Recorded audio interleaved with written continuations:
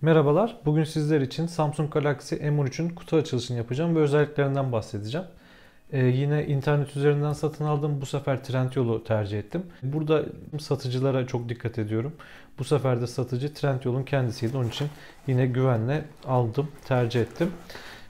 Kutuyu açtığımda arkadaşlar şöyle bir manzarayla karşılaşıyorum. Bu şekilde koymuşlar. Trendyol demek ki bunun yeterli güvenlik önlemi olduğunu düşünmüş. Bir sorunsuz bir şekilde de gelmiş. Şöyle kutuyu da her tarafıyla göstereyim size. Gördüğünüz gibi herhangi bir sorun yok. Kutunun üst kısmında şurada eğer burası bozulmuşsa kabul etmeyin, bu ürünü kabul etmeyin diye bize bir uyarı bırakmış Samsung. Burada herhangi bir sorun yok. Ben şimdi burayı keserek açacağım arkadaşlar.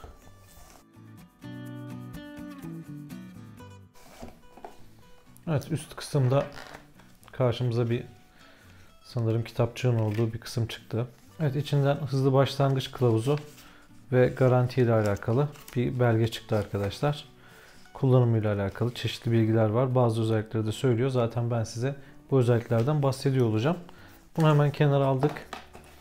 Hemen altında arkadaşlar telefonu gördük ve telefon ilk görünüş olarak beklediğimden daha iyi görünüyor işin aslı. Beklediğimden daha büyük ve daha hoş görünüyor arkadaşlar. Hemen bunu da kenara alalım. İçinde bir tane adaptörümüz var. Bakalım kaç wattlık. 15 wattlık bir hızlı şarj adaptörümüz var. Zaten telefonda 15 watt'a kadar hızlı şarjı destekliyor. Sanırım bir de kablomuz çıkacak. Başka da bir şey olmayacak. Evet arkadaşlar, bu da kablomuz. Gördüğünüz gibi Type-C bir ucu var. En altta da arkadaşlar sim kart yerini çıkartmak için olan o aparat var. Artık biliyorsunuz zaten kulaklık falan çıkmıyor içinden. Bence çok da gerekli bir şey de değil arkadaşlar. Artık telefonları 2-3 yılda bir yeniliyoruz ve kulaklıklar daha uzun süre dayanıyor. Çoğu insan da kablosuz kulaklık tercih ediyor. Onun için bence verilmemesini ben çok abes bulmuyorum. Tabi fiyat konusunda gerçekten indirim yapılıyorsa bence herhangi bir sıkıntı yok diye düşünüyorum. 192 gram ağırlığındaki bu telefonun 3 çeşit rengi var arkadaşlar. Yeşil, mavi, yeşili çok koyu bir yeşil, açık bir mavi ve bakır rengi olarak geçiyor. Bu daha çok internette pembeye yakın görünüyordu ama geldiğinde neden bakır dediklerini daha iyi anladım arkadaşlar. 8.4 milim kalınlığında 6.6 inç ekranı var arkadaşlar. Size telefonla ilgili bilgileri verirken Samsung'un internet sitesinden aldığım görüntüleri paylaşacağım. Samsung öncelikle bu 6.6 inçlik ekrandan ve 50 megapiksellik üçlü kamera sisteminden bahsetmiş ve uzun pil ömründen bahsetmiş. 5000 miliamperlik bir bataryası var arkadaşlar telefonun. Burada da 3 tane gördüğünüz gibi çok hoş duran kamera var. Bunların en üstte olanı 5 megapiksellik ultra geniş çekim yapmak için kullanılan 2.2 genişliğinde bir kamera. Burada yaptığı çekim arkadaşlar 120 derecelik bir açıyla yapabiliyormuş. Bu açının da Samsung insanın görme alanına yakın olduğunu söylüyor. Hemen altında ana kamera var. Bu ana kamera ise arkadaşlar 50 megapiksel değerinde ve f1.8 diyafram açıklığına sahip. En altta da 2 megapiksellik derinlik algısı için kullanılan bir kamera daha var. Bu da işte arka planı bulanık yapmak için kullanılan kamera. Bu kamera sayesinde önde bulunan nesneyi daha iyi ayırt ederek daha güzel görünen bulanık efektine sahip fotoğraflar çekebiliyor. Telefonu 4200 TL'ye aldık. İndirimdeydi o anda. Şu an baktığımda 4500 TL civarında görünüyor arkadaşlar.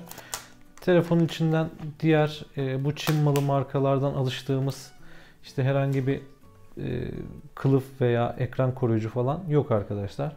Ekranda hiçbir şey yok şu an.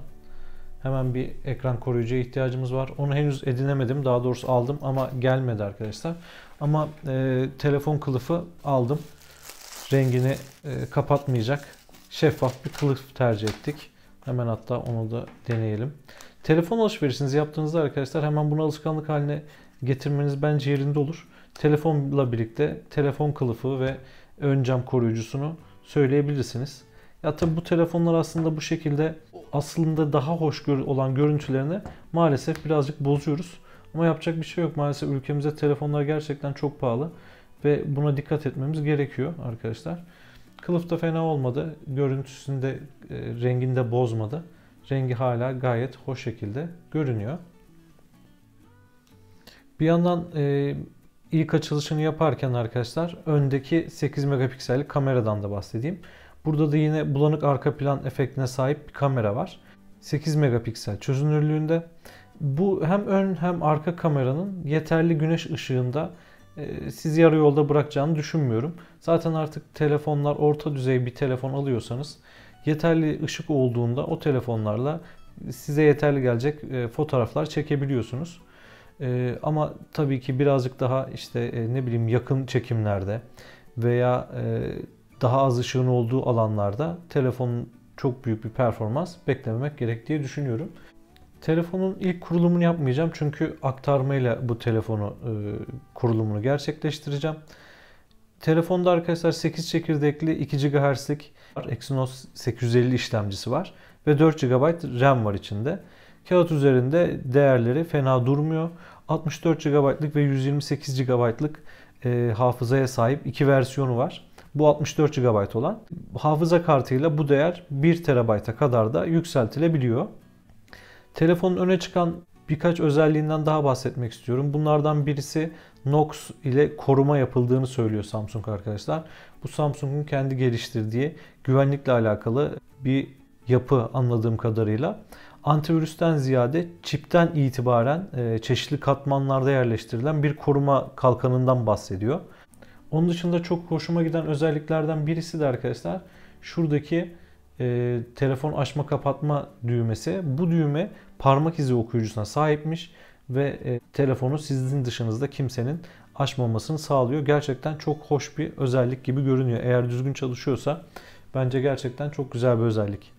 Ekrana baktığımızda 400 ppi değerinde 60 Hz'lik 1080'e 2408 piksel çözünürlüğe sahip PLC bir ekran var arkadaşlar. Ortalama bir ekran olduğunu söyleyebiliriz. 15 Watt hızlı şarjla şarj olduğunu söylemiştim. Tamamlanması yaklaşık 2 saat sürüyor.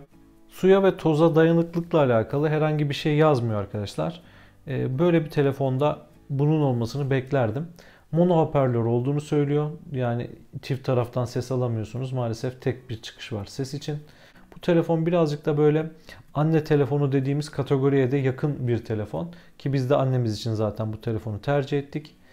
Fiyatlar çok yüksek olduğu için tabii farklı gruplara da artık hitap etmeye başlıyor maalesef böyle telefonlar. Bence fiyat performans olarak da iyi bir telefon olduğunu düşünüyorum arkadaşlar. Gayet hoş, parlak bir ekranı var.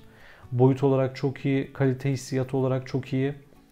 Tabii ki çok daha yüksek fiyatlı telefonlarla kıyaslayamayız kalite hissiyatını veya ekran kalitesini ama ben vereceğiniz parayı hak edecek bir telefon olacağını düşünüyorum. Tabii uzun kullanımdan sonra durumu tekrar değerlendirmek gerekir. Bu telefonla ilgili söyleyeceklerim şimdilik bu kadar. Sorularınız varsa alt kısma yazabilirsiniz. Belki ileride detaylı bir inceleme videosu da gelebilir arkadaşlar. Videoyu beğendiyseniz beğen tuşuna basıp kanala abone olursanız çok sevinirim. Görüşürüz.